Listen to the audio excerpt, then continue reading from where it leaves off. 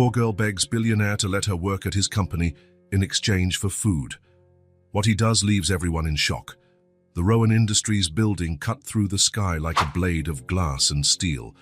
23 floors of calculated elegance, each polished surface reflecting the cold morning light. In the lobby, the white marble mirrored the hurried steps of executives, while the sound of heels echoed in a mechanical, predictable rhythm. Rowan Marlowe stepped out of his private elevator at 7:15, as always. His Italian suit cost more than most people's monthly salary, and he knew it. At 32, he had built a financial empire with the same coldness he used to choose his ties, without hesitation, without sentimentality. The receptionist, a middle-aged woman named Margaret, gave a discreet nod. He answered with an even more discreet nod. Words were unnecessary. She knew he didn't want to be disturbed before 8, that his coffee should be on his desk at 7:30, and that any interruption had better have a good reason. Rowan was almost at the revolving door when he saw her. A tiny little girl, maybe 8 years old, was standing in the middle of the lobby as if she had sprouted from the floor. Her brown hair was messy, and her clothes, a faded pink t-shirt and jeans with stains, looked like they had seen better days. She held a small plastic bag in her hands, clutching it to her chest as if it were a treasure. "Please, sir." Her voice trembled a little, but she lifted her chin. "Are you the owner of this place?" Rowan stopped. In the 15 years since he had founded the company, no one had ever entered the building like this. The security system was impeccable. How on earth had a child gotten past the doormen? "I am." His voice came out drier than usual. "And you're not supposed to be here." "I know I'm not." She took a step forward, her eyes shining with a mix of desperation and hope. "But I was thinking, please, don't you need someone to clean? I work really well. I swear, I'll clean everything up nicely, without breaking anything." Margaret rose from her desk, clearly alarmed. Rowan motioned for her to stay where she was. For some reason, he was curious. "Clean?" He arched an eyebrow. "We have a professional cleaning crew." "I know you do." The girl looked around the lobby, admiring the gleaming marble and crystal chandeliers. Then she turned her eyes back to him, and there was a desperate plea in them. "But I could do some extra work. Just for today, just this once, in exchange for food, or money to buy food. Please." The last part was said with a brutal honesty that made something stir in Rowan's chest. He looked at her face more closely. There was a determination there that didn't match her age, but there was also something else, a vulnerability she was trying to hide. "How old are you?" 8. "And where are your parents?" The girl lowered her eyes for a moment. "I don't have parents right now." Rowan could feel Margaret waiting for a reaction. She probably expected him to call security or maybe social services. It was what any sensible person would do. But there was something about this child that intrigued him. A mix of desperation and pride that he recognized, even if he didn't want to admit it. "What's your name?" "Nell." "Nell." He repeated the name, testing how it sounded. "And you think you can clean this lobby?" Her eyes lit up as if he had offered her diamonds. "Yes, I can. I have cloths here in my bag, and I know how to use the cleaning products right. I can make the windows shine so much you'll be able to see yourself in them." For a fraction of a second, Rowan almost smiled. Almost. Instead, he looked at Margaret and nodded. "Margaret, get her the necessary supplies and supervise her work." "Mr. Marlowe, are you sure?" "I am." His voice cut off any objection. "When she's done, give her $50. Nell's eyes widened. $30? "I think that's fair." "Yes, it is," she replied so quickly she almost choked. "Thank you so much, sir. I'll do the best job of my life." Rowan nodded and headed for the elevator. As the doors closed, he could see Margaret guiding Nell toward the cleaning supply closet. The girl was practically bouncing with joy. On the 23rd floor, Rowan settled at his mahogany desk and tried to focus on the monthly reports, but his mind kept going back to the scene in the lobby. There was something unsettling about that encounter, something he couldn't quite identify. Maybe it was the way she had asked for work instead of a handout. Or maybe it was that unwavering determination in her eyes, as if she were used to fighting for every small victory. He shook his head and returned to the numbers on the screen. He didn't have time to philosophize about lost children. He had a company to run, profits to maximize, investors to satisfy. But when Margaret called 2 hours later to inform him that the job was finished, he found himself asking, "How did she do?" "Perfectly, sir. I've never seen the lobby so clean. She even managed to get out a few stains that our regular team hadn't noticed. And the money. I've already given it to her. She thanked me about 10 times and said she was going to buy food for the whole week." Rowan hung up the phone and went back to work, or tried to. But there was a strange discomfort settling somewhere between his ribs, a feeling he couldn't name or make disappear. When he left the building at the end of the day, the lobby was impeccable. There was no sign that an 8-year-old girl had spent hours there, transforming every surface into a perfect mirror. It was as if she had never existed, except for that strange feeling that continued to bother him. Rowan got into his BMW and drove home, trying to forget determined eyes and a smile that was worth $50. But even when he arrived at his silent, elegant apartment overlooking the entire city, he couldn't shake the feeling that something had changed, and he hated change. The sun had barely risen when Rowan woke up. His 30th floor apartment offered a privileged view of the city as it began to stir. Tiny cars glided along the avenues. Ant-sized people walked hurriedly on the sidewalks. He watched it all with distance, like someone watching a silent movie. His morning ritual was as precise as a Swiss watch. An exactly 8-minute shower, black coffee, no sugar, an impeccably pressed suit. Italian shoes shined the night before. A successful businessman leaves nothing to chance. But today, as he adjusted his tie in front of the mirror, Rowan noticed something strange in his own eyes, a restlessness that wasn't there yesterday. The image of the girl from the lobby kept coming back to his mind. That determination, that dignity. "Nonsense," he muttered to himself, pushing the thought away. At 7:15 sharp, like every day for the past 6 years, the private elevator dropped him off on the ground floor of Rowan Industries. And that's when he saw her. Nell was standing in the exact same spot as the day before, as if she had never left. The same plastic bag in her small hands, but today there was something different, a smile. A smile so big, so full of hope, that for a moment Rowan felt a tightness in his chest. When she spotted him, she waved enthusiastically, as if they were old friends. "Good morning, sir. I came to work again." Rowan stopped in the middle of the lobby. He felt the muscles in his back tense automatically, as they did when he was about to close a difficult deal. Margaret, the receptionist, looked at him with a mixture of curiosity and apprehension, clearly unsure how to react to the situation. "Nell," his voice came out harsher than he intended. "What are you doing here?" "I came to clean." She held up the bag as if it were a trophy. Her eyes shone with a mixture of pride and expectation. "I thought maybe you'd need me again today. I can do the bathrooms too if you want. I know how to clean toilets really well." The sincerity of those words hit Rowan like a punch to the gut. He looked around, noticing that some employees who were arriving were starting to watch the scene with curiosity. "No." The word came out sharp, harder than he had planned. "You can't stay here." Nell's smile wavered, but it didn't disappear completely. There was a persistence in her that was almost painful to witness. "But I did a good job yesterday, didn't I? Mrs. Margaret said it was very clean." "It was," Rowan admitted, crossing his arms and assuming the posture his competitors feared in negotiations. "But yesterday was an exception. This is no place for a child." The last word seemed to hit Nell like a slap.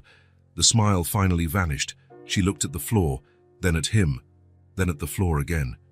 Her small fingers squeezed the handle of the plastic bag so tightly that her knuckles turned white. "I understand." Her voice was just a whisper now. "Sorry to bother you." And that was it. There were no tears, no drama, no tantrum. She simply accepted the rejection as if she were used to it. She turned her back and walked toward the door, her small shoulders visibly slumped, as if carrying an invisible weight. Rowan stood in the middle of the lobby, watching the tiny figure walk away. Something tightened in his chest, a strange, uncomfortable feeling he couldn't name and didn't want to examine. He shook his head and headed for the elevator, annoyed with himself for even thinking about it. "Mr. Marlowe." Margaret's voice reached him as he was almost at the elevator door. What? He didn't turn around. She looked hungry. Rowan didn't answer. The elevator doors closed, and he ascended to the 23rd floor, trying to forget sad eyes and slumped shoulders that seemed too small to carry so much weight. But he couldn't. During the 8 o'clock meeting, he found himself looking out the window, his eyes subconsciously searching for a small figure on the street below.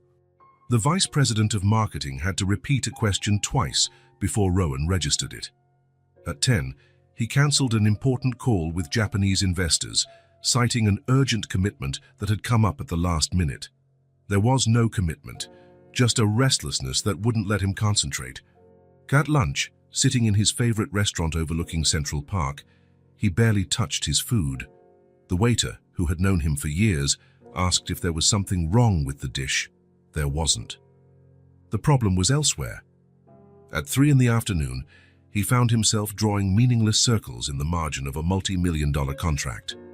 The serious face of the CFO indicated that he had asked a question Rowan hadn't heard. "I'm sorry, could you repeat that?" The CFO frowned, concerned.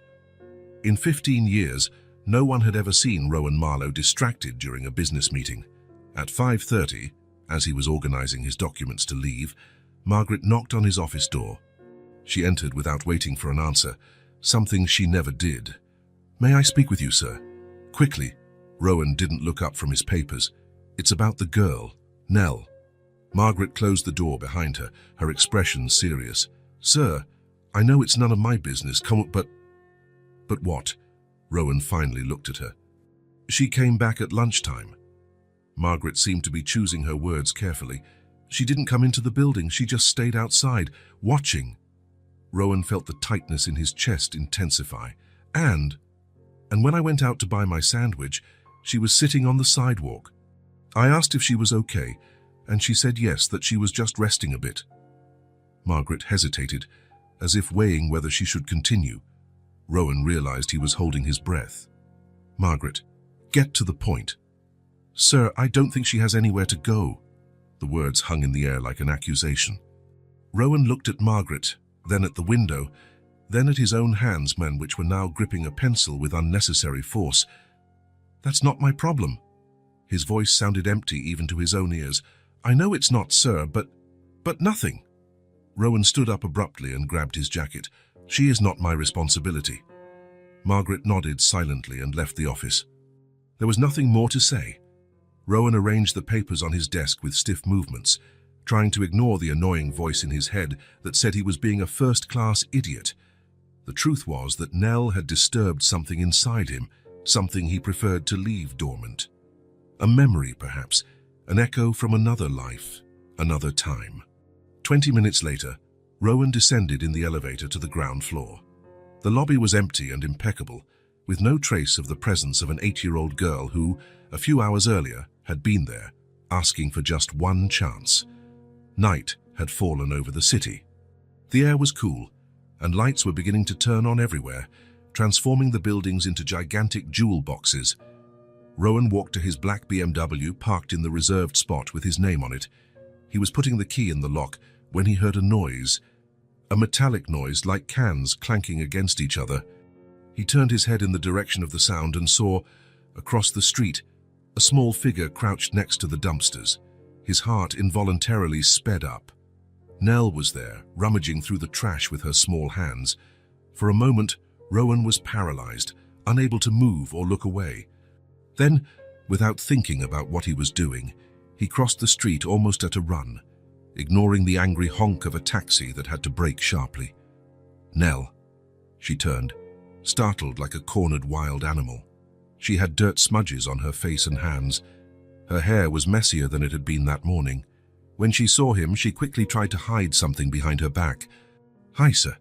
Her voice was a thread, but there was still dignity in it. "What are you doing?" The question was stupid, he knew. It was obvious what she was doing.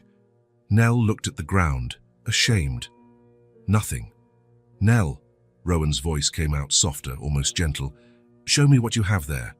Reluctantly, as if admitting a crime, she brought her hands forward. She was holding half a sandwich wrapped in crumpled aluminum foil, clearly taken from the trash. The bread was already showing signs of mold on the edges. I was hungry. Her voice was just a whisper now. I didn't find anything today.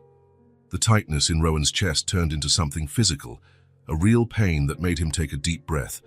He knelt beside her, not caring that his $5,000 pants were touching the filthy alley floor.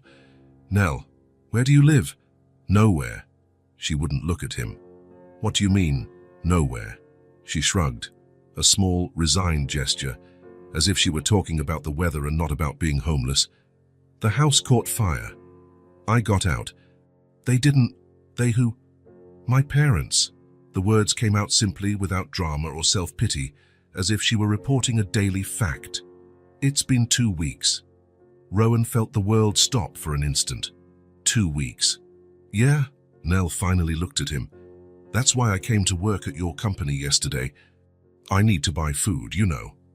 There was an impeccable logic to that explanation, a practical need that left no room for sentimentality. Rowan looked at her face, dirty, thin, yet still determined. There was a strength there he didn't see in many adults, a resilience that shouldn't exist in an 8-year-old child, a strength born of necessity and survival. "Come on." Rowan stood up and held out his hand. "Let's get something to eat." Her eyes widened with suspicion. "But you said..." "Forget what I said." He kept his hand extended, a silent offer. Nell looked at his hand for a long moment, as if pondering whether this was real or some kind of trick. Then, slowly, like someone testing the water temperature before getting in, she placed her small, dirty hand in his. The trust in that simple gesture hit Rowan like a wave. For an instant, he didn't know what to say. They crossed the street in silence and entered the first diner they found, a simple place with formica tables and plastic benches. It wasn't the kind of establishment Rowan frequented, but at that moment it seemed perfect.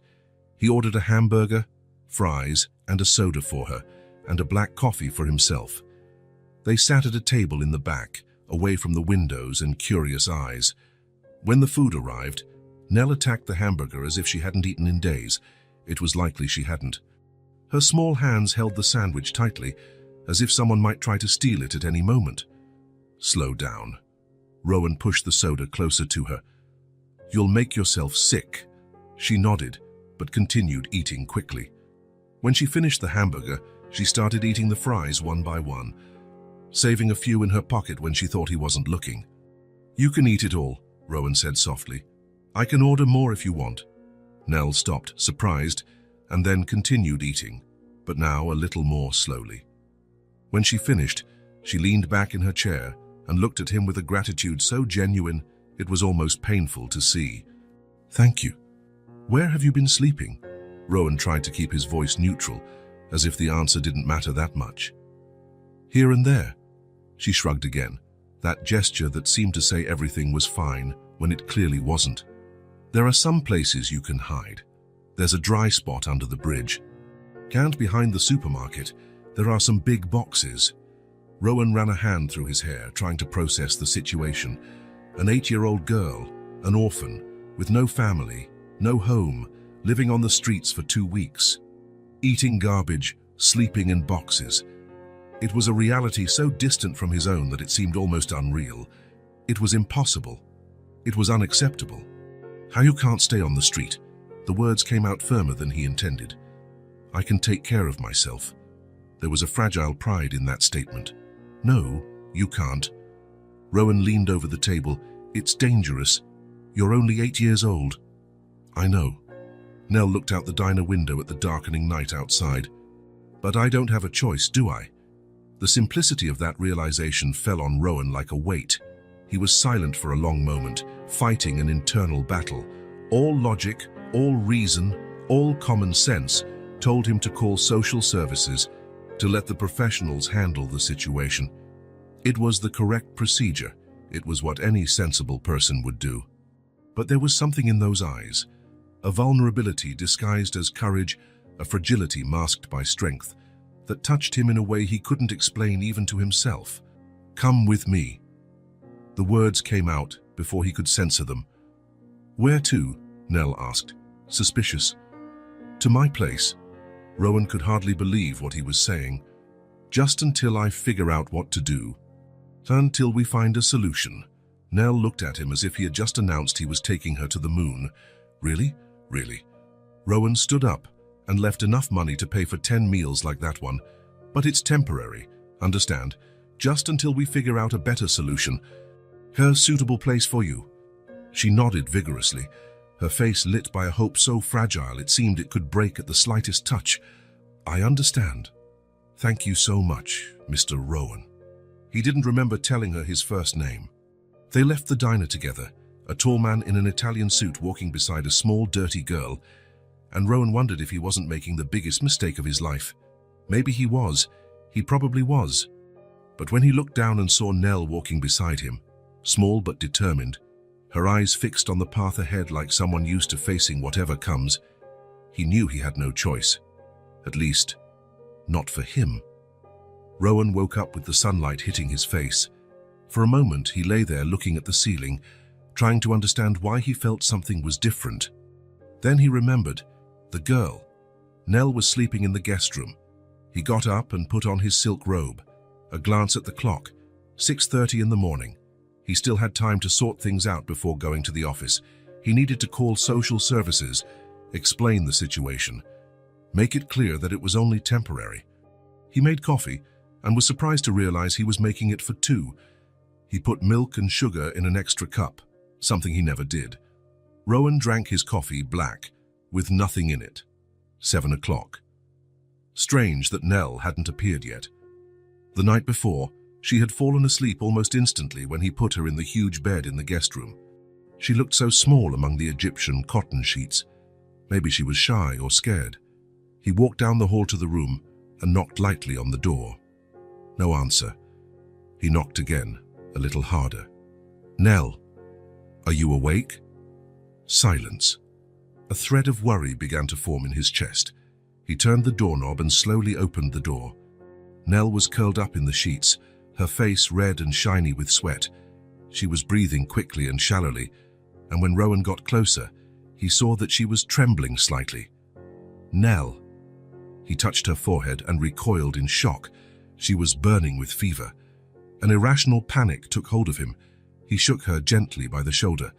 Nell, wake up. You're not well. She opened her eyes, but she didn't seem to recognize him. Her pupils were dilated, and her gaze was unfocused. Mommy!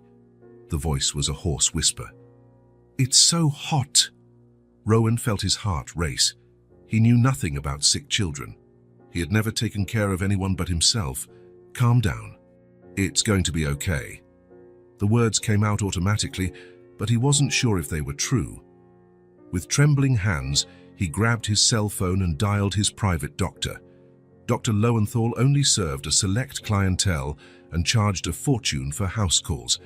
But money was the least of Rowan's worries at that moment. Come now. It's an emergency. While he waited, Rowan tried to get Nell to drink some water. She coughed and turned her face away. He wiped her forehead with a damp cloth, unsure if he was helping or making things worse. Her breathing seemed more difficult with each passing minute. What had happened? Last night she seemed fine. Tired, yes, but not sick. She had eaten a sandwich and taken a shower before bed. Her face was clean and her eyes, though exhausted, seemed alert. The 20 minutes it took the doctor to arrive felt like 20 hours. When the doorbell rang, Rowan rushed to open the door. Where's the patient? Dr. Lowenthal asked, direct and professional. In the bedroom. It's a girl. 8 years old. The doctor raised his eyebrows, surprised, but asked no questions. He followed Rowan to the guest room. The examination was thorough. Temperature, throat, lungs, reflexes. Nell remained semi-conscious, responding in monosyllables when the doctor spoke to her. Well, Mr. Marlowe, it doesn't seem to be anything serious, the doctor finally said, putting his stethoscope back in his bag. It's a case of physical exhaustion combined with malnutrition. Her body simply shut down. Malnutrition? Rowan felt a pang of guilt. But she ate well last night. One meal doesn't solve weeks of poor nutrition, the doctor explained patiently. The fever is the body's response to stress. She needs rest, hydration, and regular meals, No heavy food for now. Start with soups, toast, light foods. He wrote a prescription. This fever reducer will help with the fever, and these vitamins are to replace what she's lost. If the fever doesn't come down in 24 hours, call me. The doctor paused, looking at Rowan with an unreadable expression. May I ask who this child is? I didn't know you had a daughter. I don't. Rowan felt the need to explain, but didn't know where to start. It's complicated. She has no one. I'm taking care of her temporarily. Doctor. Lowenthal nodded without asking any more questions. He was known for his discretion, one of the reasons Rowan had hired him. Well, she needs constant care for a few days. Do you have someone who can stay with her? Rowan hesitated. He had 3 important meetings scheduled for that day. The merger with West Tech depended on his presence at the negotiation. There were millions at stake. I'll stay with her, he said, surprising himself. I'll work from home today. After the doctor left, Rowan called Margaret. Cancel my appointments for today, all of them. Mr. Marlowe, but the meeting with West Tech, reschedule it. Say for Thursday. That's in 4 days. Exactly. There was a silence on the other end of the line. In 15 years, Rowan had never cancelled an important meeting, let alone requested 4 days off. Sir, is everything all right? Yes, it's just a domestic matter. He hung up before she could ask more questions. He returned to the room, where Nell was now sleeping more peacefully. He had given her the fever reducer, and her breathing already seemed less labored. He stared at her pale little face. So fragile, so vulnerable. How had she survived 2 weeks alone on the streets? A strange feeling spread through Rowan's chest. Concern, yes, but also something more. A kind of admiration for the strength of this child, and a dull anger at the world that allowed children like her to be left helpless. The next 4 days established an unlikely routine. Rowan worked from the next room, with the door open to hear if Nell called. Every 2 hours, he would stop to check her temperature, offer water or soup, and adjust her pillows. On the second day, the fever broke, and Nell started to become more alert. When he entered the room with a tray of soup, she was sitting up in bed, looking out the window. Hi, she said, her voice still weak. Hi. Rowan placed the tray on the nightstand. How are you feeling? Better, sorry for being a bother. That took him by surprise. An 8-year-old child apologizing for being sick. You're not being a bother, he said, trying to sound casual. You just need to rest to get well soon. Nell nodded and began to eat the soup slowly. Her hands were still trembling a little, and a few drops fell on the sheet. Sorry, she murmured, embarrassed. It's okay. Sheets can be washed. On the 3rd day, Nell was strong enough to get out of bed. Rowan found her in the hallway, leaning against the wall, trying to get to the living room. What are you doing? He asked, alarmed. You shouldn't be walking yet. I'm tired of lying down. She seemed determined, despite her paleness. Can I stay on the couch? He hesitated, but eventually agreed. He picked her up, surprised at how light she was, and carried her to the living room.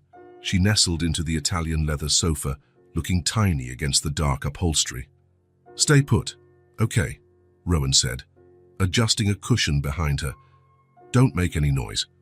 I need to work. Okay. Nell pulled the blanket up to her chin.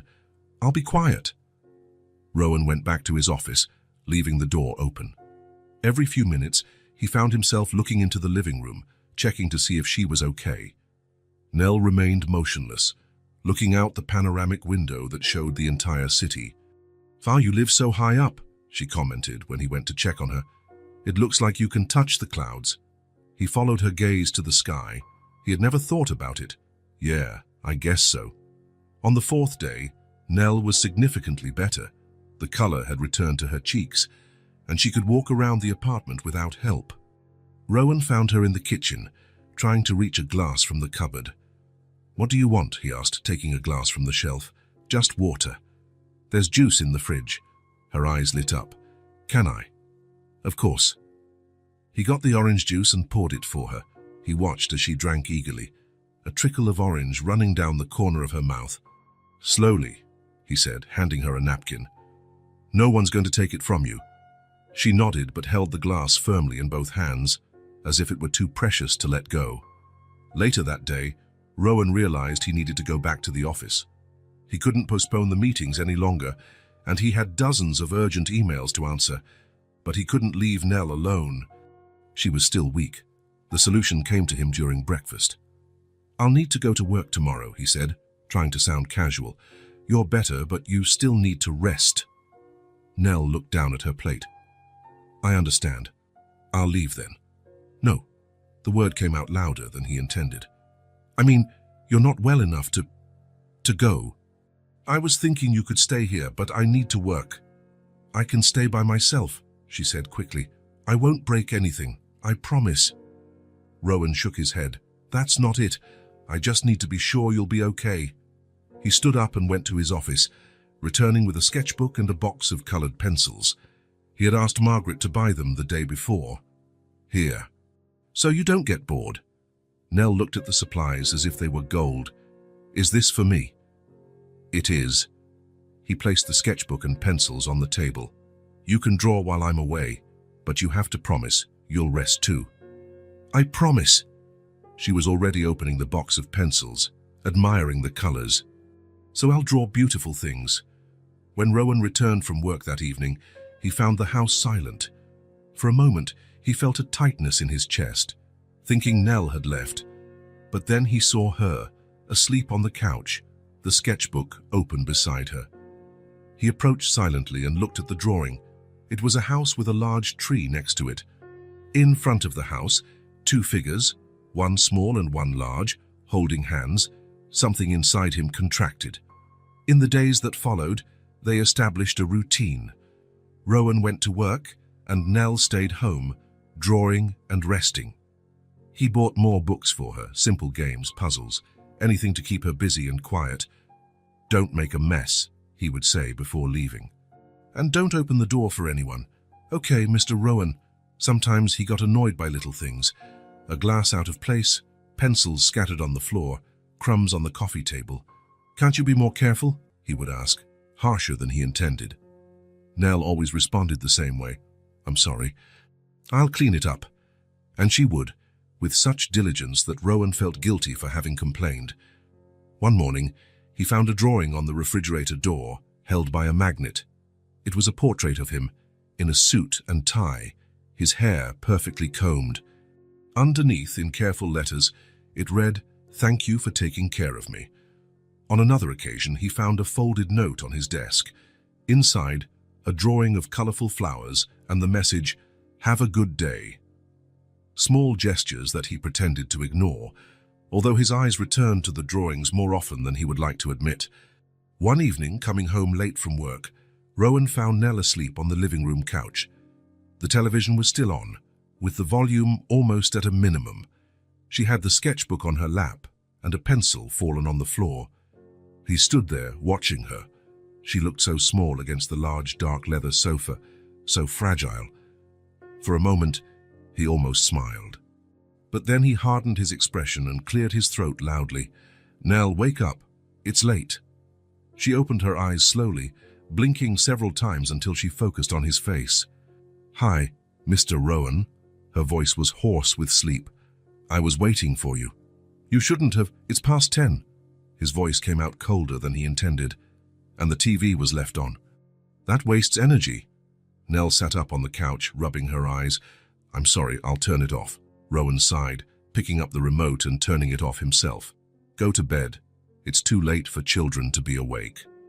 Nell gathered her pencils and sketchbook, but before leaving the room she stopped and looked at him. "You know something, Mr. Rowan." "What?" "I think you have a heart of ice." She said it without malice, as if stating a simple fact. "But that's okay. Ice melts one day." He was left speechless, watching her walk down the hall to the guest room. Her words hit him in a way he hadn't expected. A heart of ice. Is that how she saw him? He poured himself a drink and went out to the apartment balcony. The city sparkled below, thousands of lights like earthly stars. He stood there for a long time, thinking about what Nell had said. Maybe she was right. Maybe he had frozen his heart a long time ago, as a form of protection against life's disappointments and betrayals. Business was simpler when you didn't let emotions interfere. But now there was a child in his house. A child who saw through him with disconcerting clarity. Before going to bed, Rowan stopped at the door of Nell's room. It was ajar. He pushed it gently and saw that she was sleeping peacefully, hugging her pillow. On the nightstand, there was a new drawing.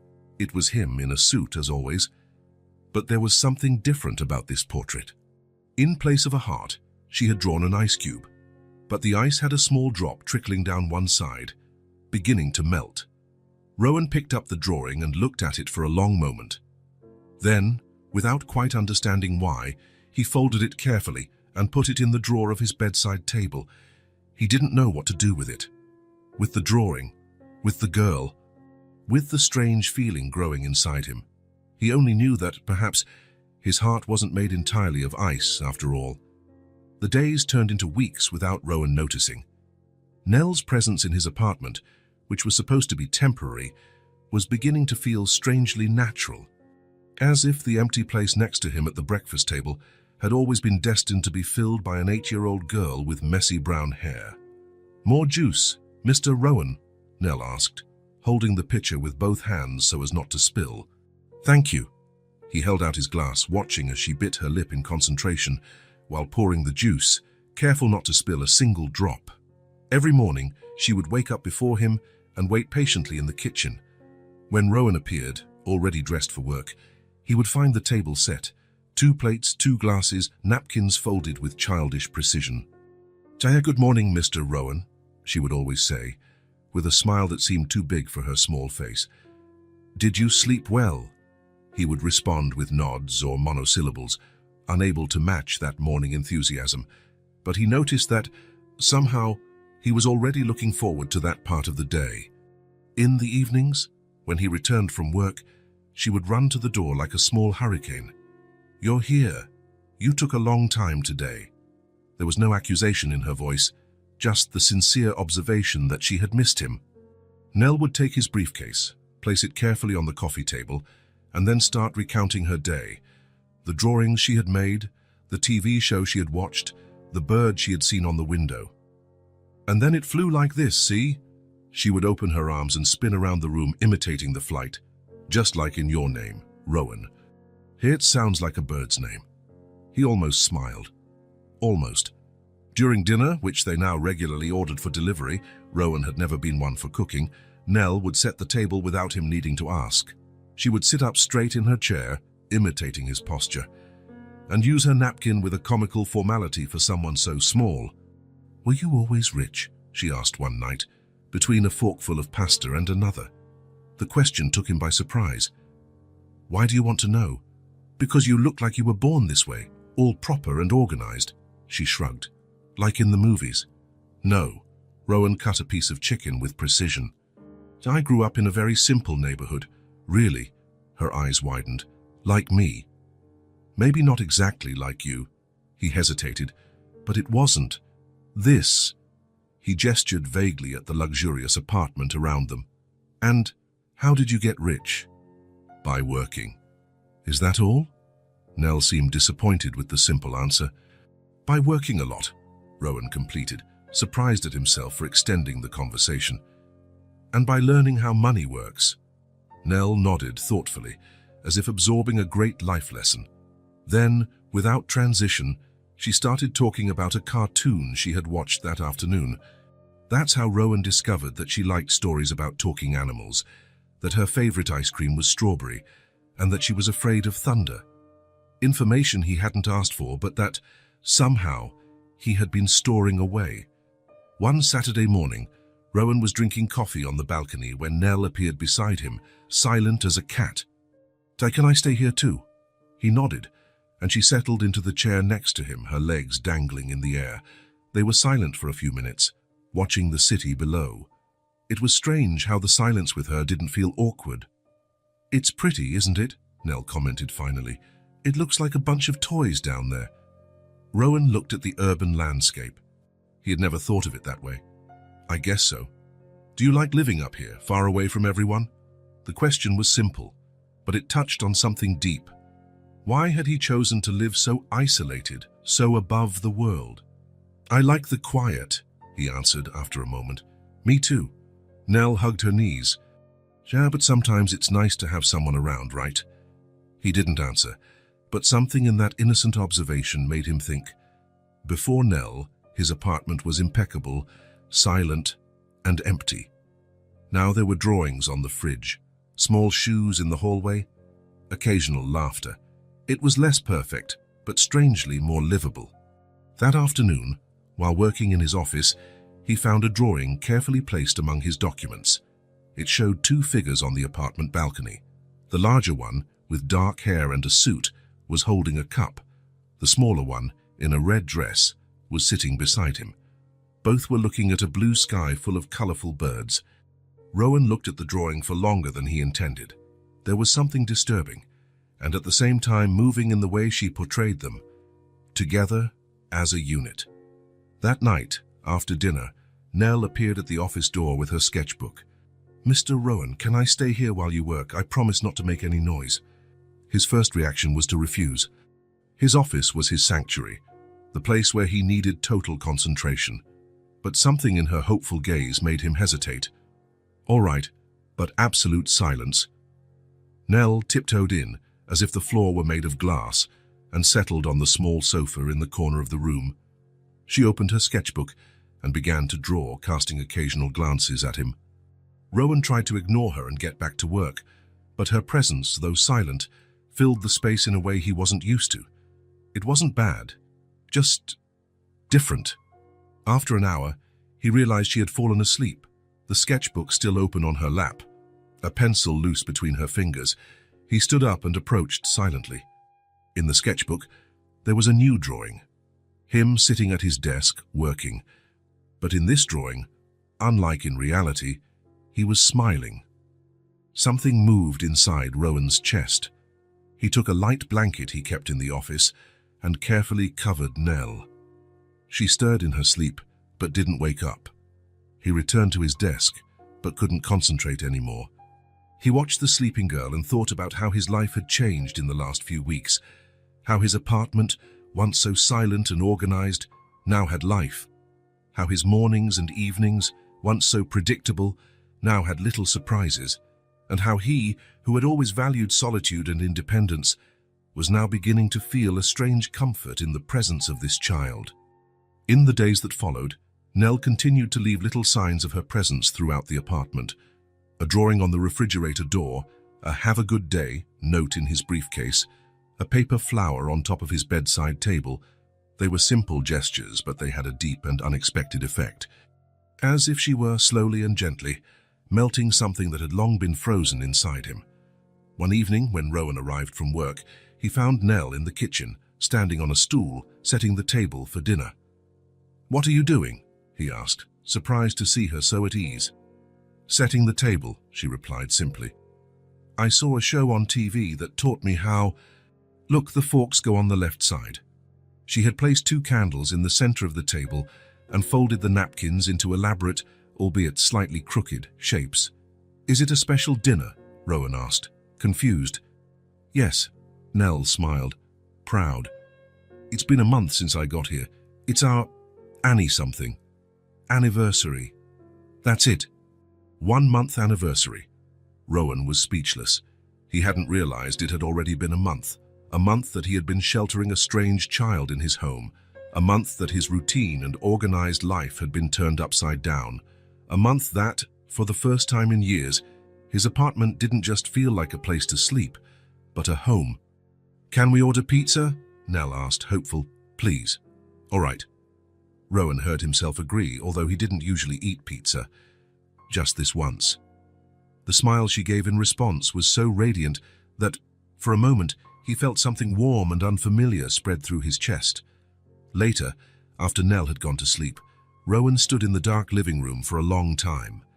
The truth he didn't want to admit was that her presence in his life, in which should have been a disruption, a problem to be solved, was becoming a comfort, a point of light in days that were previously just efficient but empty. When he finally went to bed, he found a new drawing on his pillow. In it, the same 2 figures from previous drawings, him and Nell, were sitting at the kitchen table with 2 lit candles between them. Above, in colorful letters, was written, "Happy 1 month." Rowan put the drawing in his bedside table drawer, along with the others he had been collecting without realizing it. Something was happening, something for which he had no name or defense, something that, for the first time in a long time, he didn't want to control or understand, just feel. On Monday morning, Rowan woke up before the alarm went off. He lay there looking at the ceiling, his mind strangely clear. Something had changed during the night. A decision had formed as he slept, like water slowly freezing until it becomes solid. He was getting too involved, letting himself be carried away by a situation that should never have happened. He got up and dressed with meticulous care, choosing his most formal suit, as if the armor of fine fabric could protect him from his own feelings. In the mirror, his face looked the same as always, controlled, confident, distant. But his eyes told a different story. Nell was already in the kitchen when he arrived, setting the breakfast table as she had done every day for the past few weeks. "Good morning, Mr. Rowan." Her smile was as radiant as ever. "I made toast. Do you want it with jam or butter?" "I don't have time for breakfast today." His voice came out colder than he intended. "I have important meetings." Nell's smile wavered for an instant, but she quickly recovered. "That's okay. Can I make you a sandwich to go?" "No need." He picked up his briefcase and walked to the door. He felt her eyes following him, confused by the sudden change in behavior. "I'll be back later. Behave." In the elevator, he took several deep breaths. It was the right thing to do. The situation had gone too far. Nell was not his responsibility. She never had been. There was an entire system created to deal with children like her. Trained professionals, families willing to adopt. He was just, what? A stranger who had found her by chance, a businessman with no qualifications whatsoever to raise a child. In his office, he closed the door and made the call he had been putting off for too long. "Child and Family Services, good morning." "Good morning. My name is Rowan Marlowe. I have a child under my care, an 8-year-old girl named Nell." The woman on the other end of the line was silent for a moment, probably surprised by the unusual situation. "Are you related to her, sir?" "No, she lost her parents in a fire. She was living on the streets when I found her." "And how long has she been with you, sir?" Rowan hesitated. "Almost 6 weeks." He heard the sound of keys being pressed on the other end of the line. The woman was probably checking if there was a missing child report that matched the description. "Mr. Marlowe, you should have contacted us immediately. Harboring a minor without legal authorization is—" "I know." He cut her off, impatient. "I'm calling now. She's with me. She's well-fed and healthy. But I think it's time to resolve this." More sounds of typing. The woman's voice returned, now more professional. "I'm going to forward your case to the social worker on duty. She will contact you to schedule a visit later today." "How long until—" Rowan stopped, not knowing how to phrase the question. "Until the child is placed in a shelter or foster home. It depends on the assessment. It could be immediate or take a few days." Something in Rowan's chest contracted painfully, but he ignored the sensation. "I understand." "Thank you."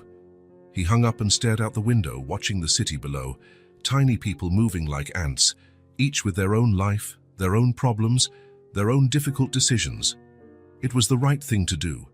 It was the correct procedure. So why did he feel like he was making a terrible mistake? The phone rang less than an hour later. It was the social worker, a woman named Karen Porter.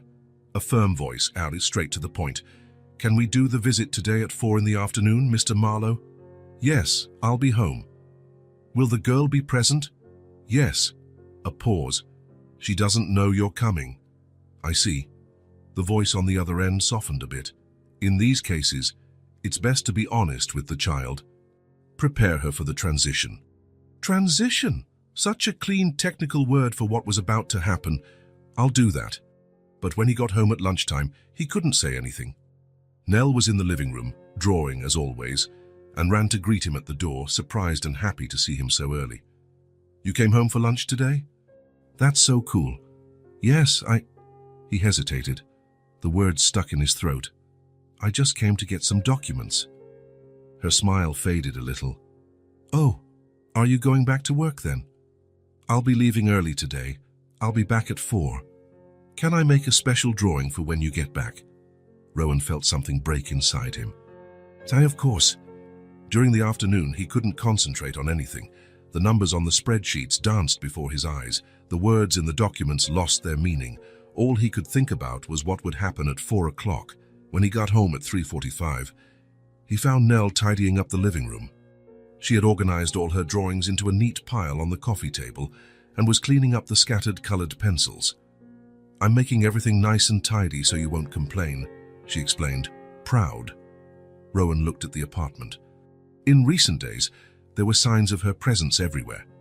A small jacket hanging on a chair, a colorful cup in the sink, a pair of small slippers next to the sofa. Things he had bought for her, little by little, without realizing he was creating a permanent space for her in his life. "Nell." He sat on the sofa, trying to find the right words. "We need to talk." She stopped what she was doing, suddenly serious. There was a perception beyond her years in those eyes. "Did something bad happen, Mr. Rowan?" "No, it's not that." He swallowed hard. "It's just, someone is coming over today. A social worker." "What's a social worker?" "It's someone who helps children find a place to live. Her permanent home." Nell became very quiet, absorbing the information. After a moment, she asked in a low voice, "You don't want me to live here anymore?" The direct question caught him off guard. There was no way to soften the truth. "Nell, this was always temporary. I said that from the beginning. This isn't a suitable place for a child. You need a real family. People who know how to take care of you properly. Don't you take good care of me?" Her voice was small, hurt. "That's not it. Rowan ran a hand through his hair, frustrated with his own inability to explain. "I don't know how to be a father, Nell. I don't know how to take care of a child long term. You deserve more than I can offer." She didn't answer. She just looked at her own feet, swinging slightly in the air. The doorbell rang at 4 o'clock sharp. Karen Porter was a middle-aged woman with short grey hair and kind but appraising eyes. She entered the apartment with the efficiency of someone who had been doing this for decades. "Good afternoon, Mr. Marlowe. And you must be Nell." The girl nodded shyly without getting closer. "I'll need to speak with both of you, first together and then separately. And I also need to see where Nell has been sleeping, what she's been eating, that sort of thing." Rowan nodded, tense. "Of course. Make yourself at home." The social worker spent the next hour meticulously assessing the apartment. She checked the refrigerator, well stocked. Nell's room, adequate, though without childlike decor. The bathroom, clean, appropriate hygiene products for children. Then, she talked with Nell alone in the room, while Rowan waited in the living room, unable to concentrate on anything. When they came out, Nell's eyes were red, but she wasn't crying. "Mr. Marlowe, can we speak privately?" Karen asked, indicating the kitchen. He followed her, closing the door behind him. "Well, I must say I'm surprised," the social worker began. "The situation is unconventional, but Nell seems well cared for. Healthy, clean, fed. She speaks very highly of you." Rowan didn't know what to say. "However," Karen continued, "as you yourself pointed out, this is not a permanent situation. Nell needs stability, a family that can commit to her long term." "I understand. I have a spot available in a very good foster home. The Patterson family has cared for several children in similar situations. They are experienced and loving." When does she need to go?" Karen consulted her watch. "I can take her right now if everything is ready. Does she have any luggage?" Luggage. The word sounded strange. What did Nell have to take? A few clothes he had bought, the drawings, the sketchbook, nothing else. "I'll help her pack her things." When he returned to the living room, he found Nell sitting on the sofa, very still, her hands folded in her lap. She seemed smaller somehow, as if she had shrunk in the last hour. "Nell, Mrs. Porter is going to take you to meet a nice family. They'll take care of you for a while until they find a permanent home." She nodded without looking at him. "Let's get your things, okay?" In the bedroom, Rowan grabbed the small suitcase he had bought weeks ago when he realized Nell would need a place to keep her clothes. He began to place the carefully folded items inside, while she watched in silence. "You can take all your drawings.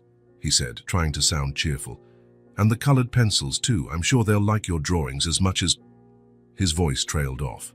"As much as you do," Nell completed, finally looking at him. "Yeah." She walked to the dresser and picked up a drawing that was hidden in the drawer. It was different from the others, more elaborate, with more details.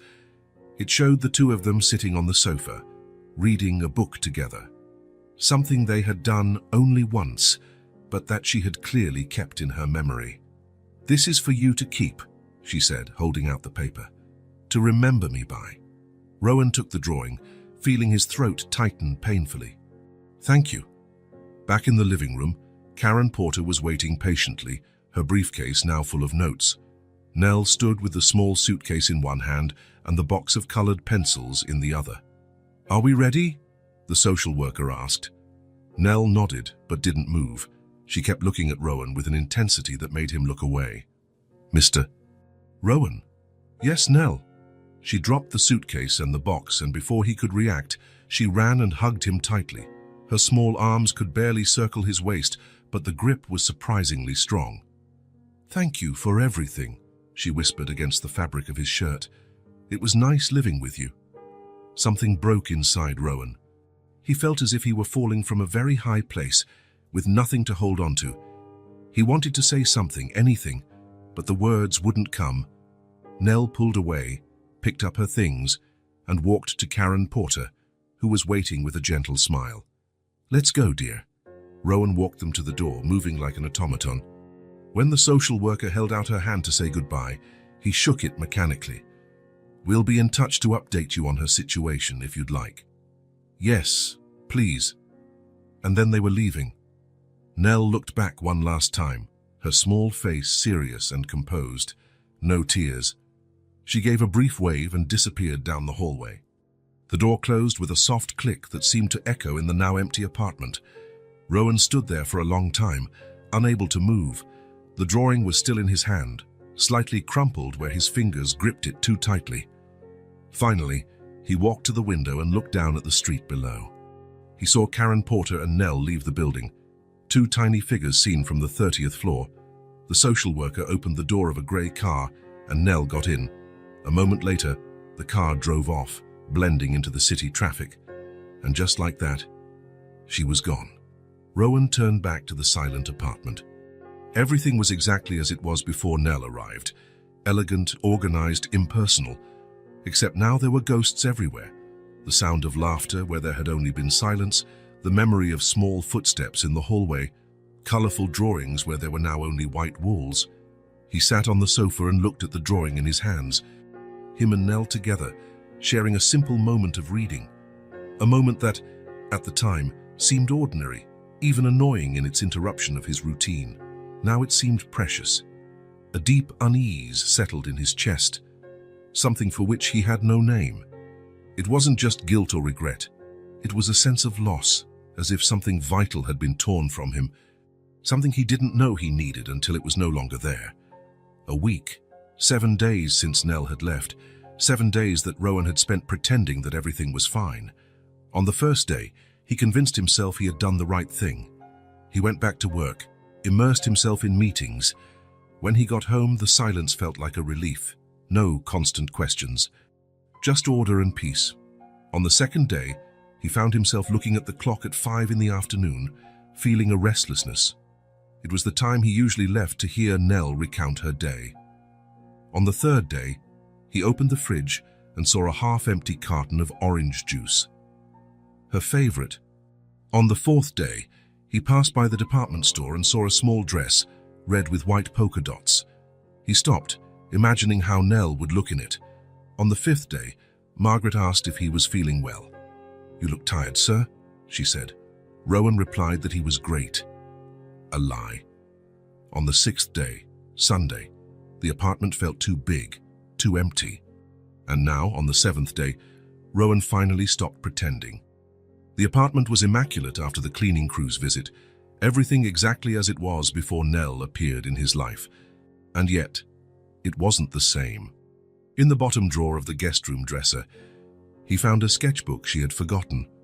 The last page showed an unfinished drawing, the beginning of his profile, looking out the window.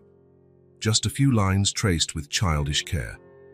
Next to the sketchbook, 2 colored pencils, one blue and one red, and a small star-shaped eraser. In the kitchen, a yellow mug with a sunflower design remained in the cupboard. Nell's favorite mug, which he had bought when he realized she always tried to use that particular one. "It matches your smile," he had said, and she smiled even wider. In the office, a pile of drawings carefully stored in the top drawer, drawings he hadn't had the heart to throw away. There was their story. The first one, showing 2 figures holding hands, the one of the heart of ice beginning to melt, the one celebrating their 1 month together. The phone rang, pulling him from his thoughts. "Mr. Marlowe, this is Karen Porter from Child and Family Services. Did something happen to Nell?" "No, she's fine. I'm just calling to give you an update. Nell is adjusting to the Pattersons' home." "And how is she?" There was a hesitation. "Physically, great. Emotionally, she's quiet, according to the reports. She doesn't talk much. Quiet." Nell, who always had a story to tell, an observation to make, a question to launch into the universe. Quiet. "Well, I also wanted to inform you that we are looking for a permanent family for her. There are a few promising possibilities." "Can I visit her?" The question came out before he could stop himself. "We normally don't recommend visits during the transition period. Maybe in a few weeks, when she's more settled. And if she's placed for permanent adoption?" The decision to allow contact with people from her past will be at the discretion of the new family. The reality of those words hit him like a punch. In a few weeks, he might never see Nell again. "Thank you for the information, Mrs. Porter." He hung up the phone and sat in silence, looking at the drawings spread out before him. The last one Nell had given him, the one of them reading together, seemed to stare back at him, accusingly. It was then that the truth finally hit him, clear as sunrise. It wasn't just guilt he felt. It wasn't just a vague regret. It was love. Sometime between finding a hungry girl rummaging through the trash and watching her leave with a tiny suitcase, he had grown attached. No, more than that. He had begun to love her as if she were his own daughter. And now that she was gone, there was a void in his chest that nothing seemed to fill. The apartment was no longer just silent, it was mute. It was no longer just organized, it was sterile. It wasn't a home, it was just a place to exist. Rowan stood up abruptly. He picked up the phone and dialed his secretary's number. "Margaret, cancel all my appointments for tomorrow, and for the day after tomorrow as well." "Mr. Marlowe, but the board meeting..." "Cancel everything. I have an urgent personal matter to attend to." He hung up before she could protest. Then he took the drawings, the unfinished sketchbook, the pencils and the yellow mug, and carried them to the bedroom, placing them carefully on the bed that had been Nell's. The decision was made, clear, definitive, irrevocable. He was going to get her. He was going to bring her back. Not as a temporary solution, but forever, as his daughter. How had it taken him so long to see the obvious, that this girl, who had entered his life by accident, had become as essential as the air he breathed? For the first time in years, perhaps for the first time in his life, Rowan knew exactly what he wanted. And for the first time, it had nothing to do with business, success, or money. It had to do with a smile that lit up a small face, with colorful drawings and a yellow mug with sunflowers. It had to do with the empty space in his heart that only a certain 8-year-old girl could fill. Tomorrow, he would bring her home. The Patterson foster home was in a quiet residential neighborhood, with tree-lined sidewalks and well-kept houses. Rowan parked his car across the street and stared at the yellow 2-story building. It looked like a pleasant place, with swings in the front yard and colorful curtains in the windows, a place where children could be happy. So why did his heart ache so much? He took a deep breath, grabbed the folder with documents from the passenger seat and got out of the car. The walk to the front door had never seemed so long.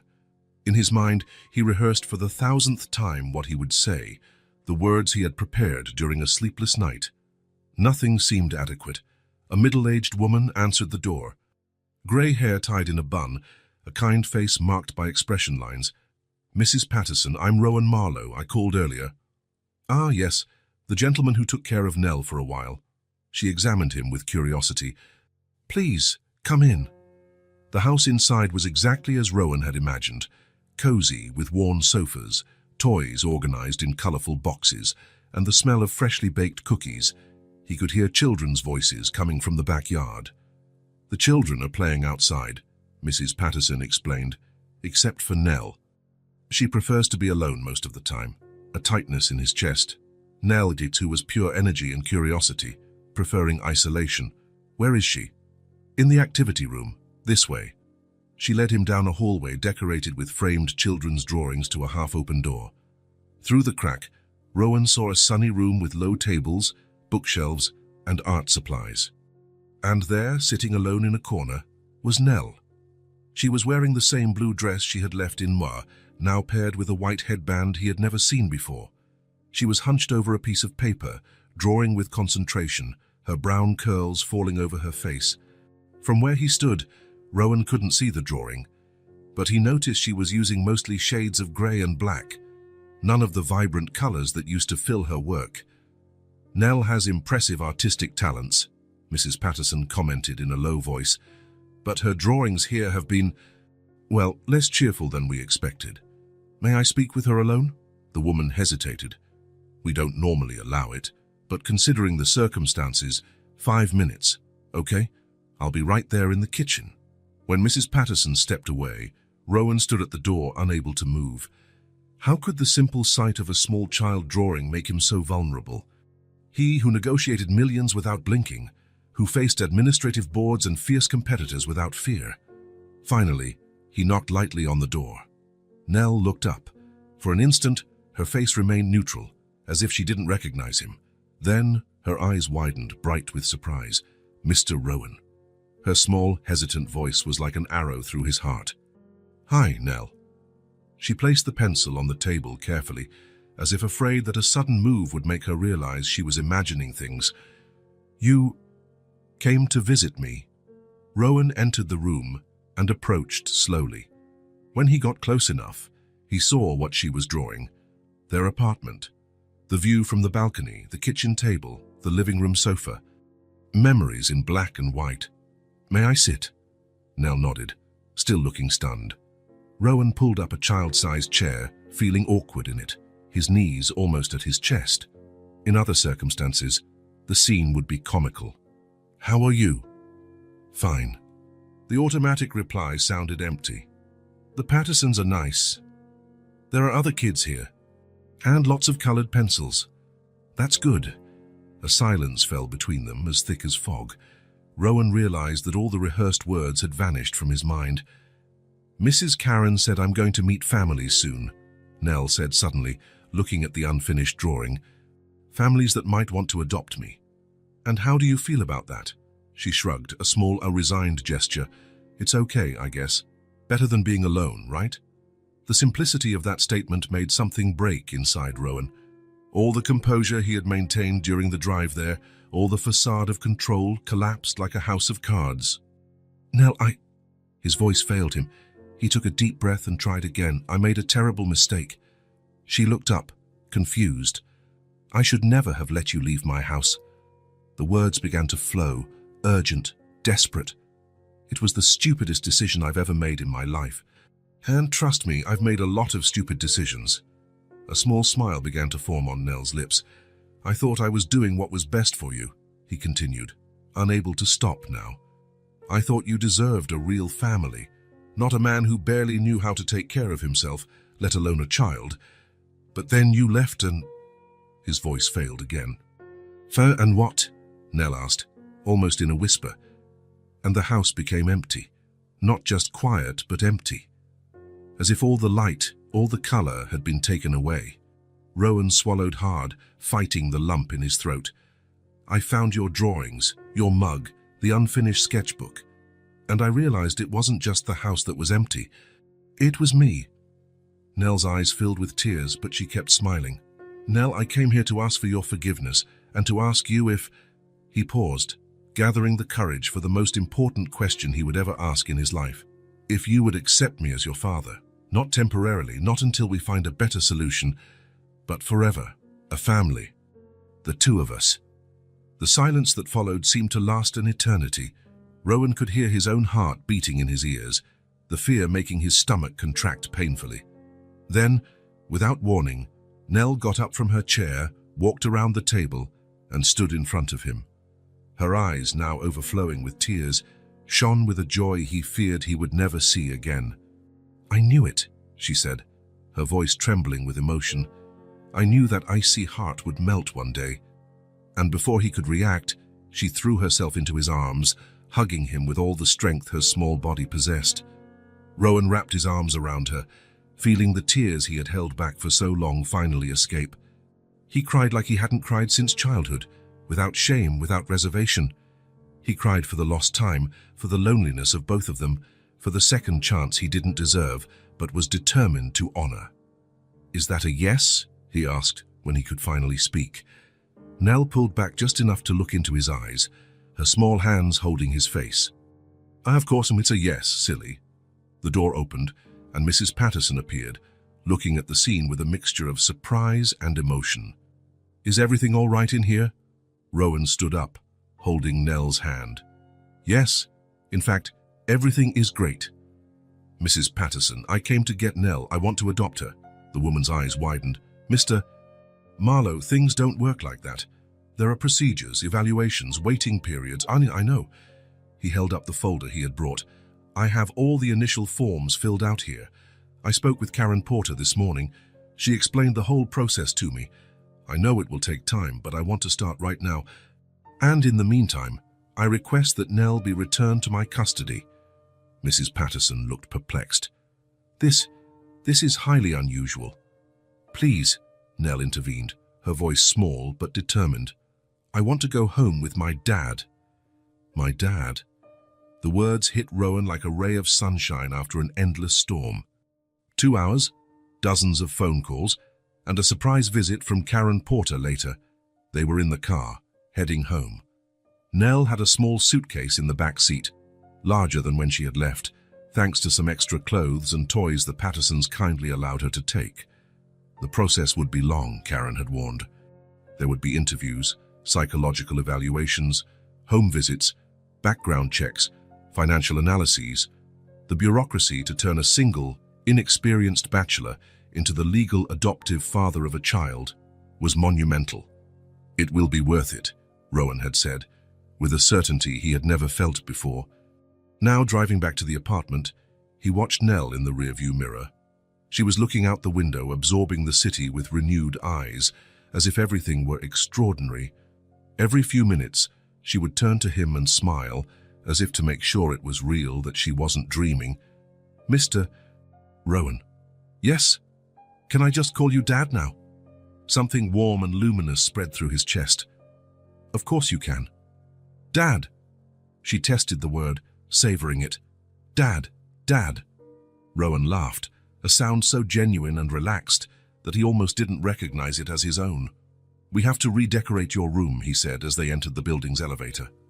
"That guest room is too boring for an 8-year-old girl. Can I pick the color?" "Of course." "Pink? No. Blue? No. Purple? Purple with stars?" "Purple with stars it is." When the apartment door opened, Nell ran inside, inspecting every corner as if to make sure nothing had changed. She stopped in the living room, looking at the coffee table where Rowan had left the unfinished sketchbook and pencils. "You kept it. I kept everything." He put her suitcase on the floor. "Your drawings, your pencils, even that horrible yellow mug." "It's not horrible," Nell protested, laughing. "It's pretty, if you say so." The following months passed in a whirlwind of activity. The apartment was gradually transformed. Nell's room got purple walls with hand-painted silver stars, shelves for books, a desk for drawing. The living room now had colorful cushions on the sofa and toys in a basket in the corner. The kitchen displayed drawings held to the fridge with fruit-shaped magnets. The adoption process moved forward, albeit slowly. Rowan faced interviews where he had to explain why a single, workaholic executive wanted to adopt a child. He went through psychological evaluations where he discussed his own childhood, his expectations as a father, his fears and hopes. He received surprise visits from social workers who wanted to see the dynamic between him and Nell in their daily life. And with every step, every obstacle, every moment of doubt. He just had to look at Nell to know that he would do it all over again. 1,000 times, if necessary. She blossomed like a plant finally placed in the sun after a long time in the shade. Her drawings became colorful and vibrant again. She started making friends at her new school.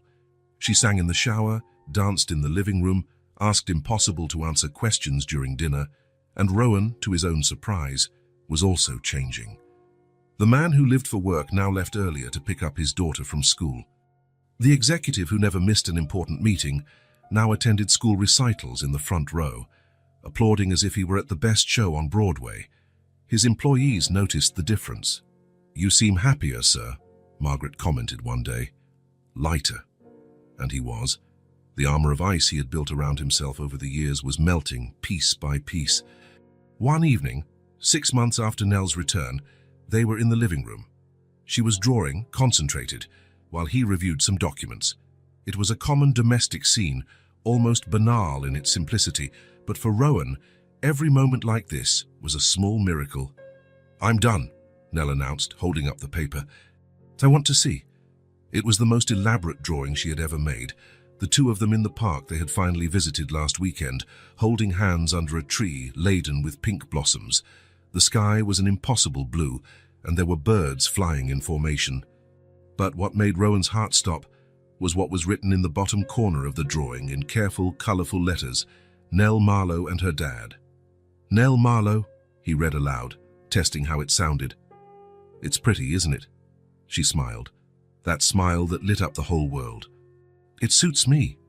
Rowan pulled her into a hug, feeling a happiness so complete, so absolute, that there were no words to describe it. "It suits you perfectly," he whispered against her hair. "Perfectly." 8 months later, on a sunny Sunday afternoon, the 30th floor apartment was unrecognizable. Anyone who saw it now, with colorful cushions scattered on the sofa, framed drawings on the walls, and a pair of children's sneakers thrown in the hallway, would never imagine that it had once been the sterile, silent refuge of a lonely man. The kitchen, once pristine with its never-used stainless steel appliances, now showed clear signs of daily use. Fruit magnets on the fridge holding drawings and shopping lists, a growing collection of colorful mugs, and on the wall, a calendar full of notes about school meetings, swimming lessons, and doctor's appointments. In the living room, the Persian rug that was once just a decorative item now housed a small city of building blocks. The bookshelf, which once displayed only business books organized by height, now shared space with children's volumes, dolls, and board games. It was a home, a real home. Rowan entered the kitchen, his hair still damp from the shower, wearing jeans and a simple t-shirt, a look that, a few months ago, he would have considered unthinkable for himself. "Nell? Breakfast is ready? Coming, Dad?" "Dad."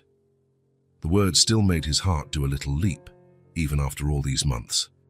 It was like magic, a spell that transformed the man he was into the man he wanted to be. Nell came running in, barefoot, wearing pajamas with unicorn prints that she had chosen on their last trip to the mall. Her brown hair was tied in a messy braid she had tried to do herself. "I made pancakes," Rowan said, placing a plate in front of her. "They're with strawberries, just the way you like." "Thanks." She attacked the food with enthusiasm, swinging her legs under the table. "Can we go to the park later? Emma's going to be there with her new puppy." "Of course. But first, you need to clean up that mess of blocks in the living room." Nell made a comical face. "But Dad, it's a whole city. It'll take forever to take it apart." "Cities are built and dismantled," he replied, pouring himself some coffee. "That's how urban development works," she laughed, that laugh that was like music. "You talk like a book sometimes." "A very interesting book, I hope." "Yes," she nodded seriously. "One of those with a hardcover and gold letters." Rowan smiled, watching her eat. It still surprised him sometimes, this ability Nell had to see things in him that he didn't even notice himself, as if, somehow, she saw him better than anyone ever had. The adoption was still in process, although everything indicated it would be finalized in the coming months. The judge had been impressed with the changes in Rowan's life, and Karen Porter's reports were extremely positive. "I've never seen such a successful adjustment," she had commented on her last follow-up visit. At the company, everyone had noticed the transformation. The demanding, inflexible boss now delegated more, left on time, and, most surprisingly, occasionally smiled. Margaret, who had worked with him for over 15 years, commented that she had never seen him so human. "It's the Nell effect," he replied simply. After breakfast, as promised, Nell cleaned up the blocks, with some reluctant help from Rowan, who was eventually convinced to save at least the main building from complete demolition. They went to the park, where Nell and Emma, her best friend from school, ran after the new Labrador puppy while Rowan chatted with other parents. This was also new: casual friendships, conversations about teachers and extracurricular activities, swapping tips on how to deal with nightmares and picky eating. A whole world he didn't even know existed until Nell entered his life. When they returned home in the afternoon, exhausted and happy, Rowan suggested they read a little before dinner, a ritual they had established in the first few months together and which they both loved. Nell went to get the current book, a story about a girl who discovers a secret door to another world, while Rowan settled on the sofa. When she returned, instead of sitting next to him as she usually did, Nell snuggled up against his body, resting her head on his shoulder. The gesture was so natural, so full of trust, that for a moment Rowan couldn't breathe. "You can start chapter 7, she said, opening the book to the marked page. "It's where the girl finds the unicorn." Rowan cleared his throat, found the page, and began to read. His voice, which had once been used only to give orders and close deals, now rose and fell with the story, creating different voices for each character, making Nell laugh at the right moments. Outside, the sun began to set, painting the sky in shades of orange and pink that reflected in the windows of the other buildings. The city was preparing for the night, lights turning on one by one, like earthly stars. When they finished the chapter, Nell didn't ask to continue as she usually did. Instead, she stayed quiet, looking out the window at the spectacle of the sunset. "I like our home," she said finally, her voice small and dreamy. Rowan followed her gaze, seeing the apartment through her eyes. No longer an impersonal space decorated by professionals, but a home created by them, together. Every toy out of place, every drawing on the wall and every colorful cushion, everything told their story. "Now it's yours," he replied, kissing the top of her head. "And so am I." Nell smiled, that smile that had melted his heart of ice on that first day in the lobby of Rowan Industries. A smile that he now knew would continue to melt his heart every day for the rest of his life. "Forever?" she asked, though she already knew the answer. "Forever," he confirmed. And it was true. The life Rowan had planned for himself, full of financial success and empty of real connections, had been completely rewritten by a girl who had the courage to ask for work in exchange for food, who had looked at a man everyone considered cold and calculating and seen something that not even he knew existed. As the daylight faded and the first stars appeared in the sky, father and daughter remained embraced on the sofa, in silence. Not the oppressive silence of before, but a comfortable silence, full of all the words that didn't need to be said. Outside, the city continued its frantic pace. Cars honking, people rushing, deals being closed. The world that had once been Rowan Marlowe's entire universe. But here, on the 30th floor, in an apartment once empty and now overflowing with life, there was a different world. A world created by colorful drawings left on the fridge, by laughter during dinner, by stories read aloud, by fears shared in the middle of the night, by whispered advice, by tight hugs, by "Good morning, Dad," and "Good night, my little one." A world that Rowan never knew he wanted until he found it. A world that he now knew was the only one that truly mattered. An unexpected family. If this story touched your heart, subscribe to the channel and turn on notifications so you don't miss the next ones. Leave a like because it helps this story get recommended to more people. See you in the next story.